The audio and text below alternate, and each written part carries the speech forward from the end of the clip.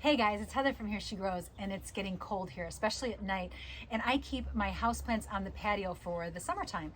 And now it's time to bring them in. Actually, I missed the sweet spot. You want to bring houseplants in the house before nighttime temperatures drop below 55 degrees. Last night they were about 46 degrees, so I missed that window, but fortunately my plants were not affected. A lot of plants will struggle though. Most of them are tropical plants, but I have a lot of Mangave. The one that I'm most concerned about is my Thanksgiving cactus. But typically you want to get them in before things go below 55 degrees.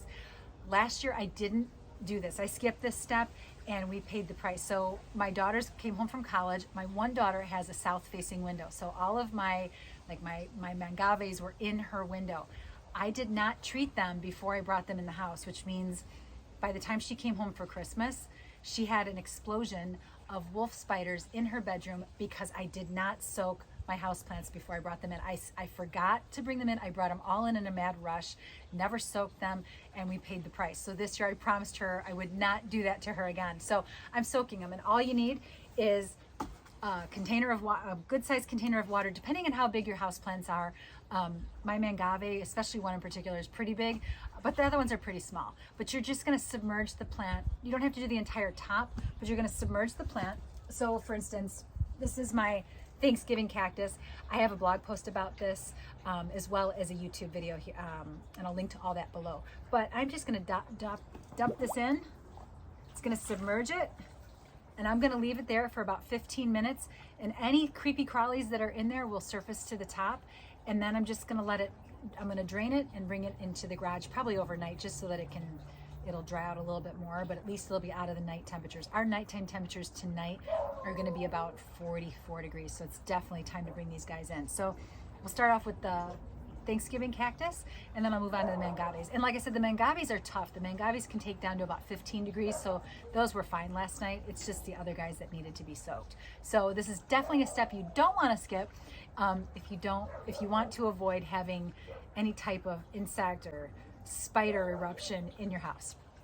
I learned my lesson the hard way. So just gonna soak this for 15 minutes and then move on. I'm going to dub in here. I was having some microphone issues here, but my Thanksgiving cactus has been soaking for 15 minutes. Just made sure it was completely submerged. Don't have to worry about the top of the foliage being underwater, but I'm going to drain it out and just look the entire plant over to see if there's anything trying to escape and save itself. But overall, this plant looked pretty good and bug-free. So moving on to the next plant, this is a Mangave plant. This is Inkblot from Walter's Gardens. This was a sample plant sent to me a few years ago, and I just love these plants. It's so interesting, such a tough plant. And I'm gonna soak it, repeat the same thing, 15 minutes, let it soak, and then drain it.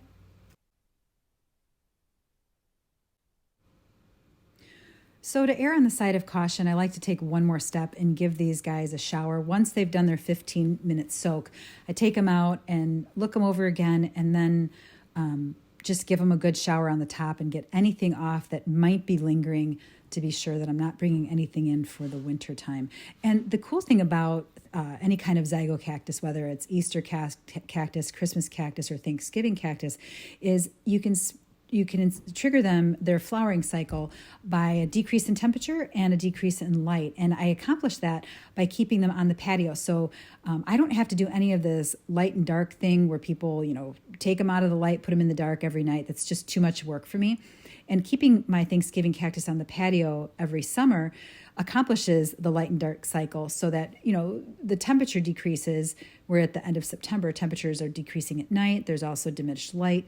So it's telling the plant to set buds, and I can see buds forming on this plant so that by the time I bring this into the house, the buds will start to swell, and I will probably this will be in full flower sometime maybe 2 weeks before Thanksgiving.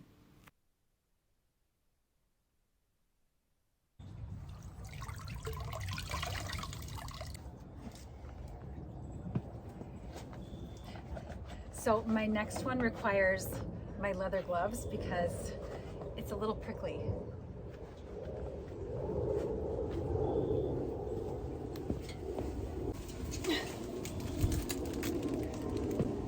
Oh my God. Okay.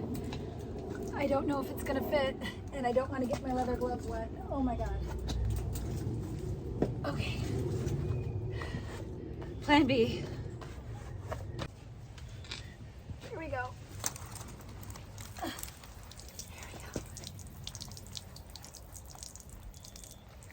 All right.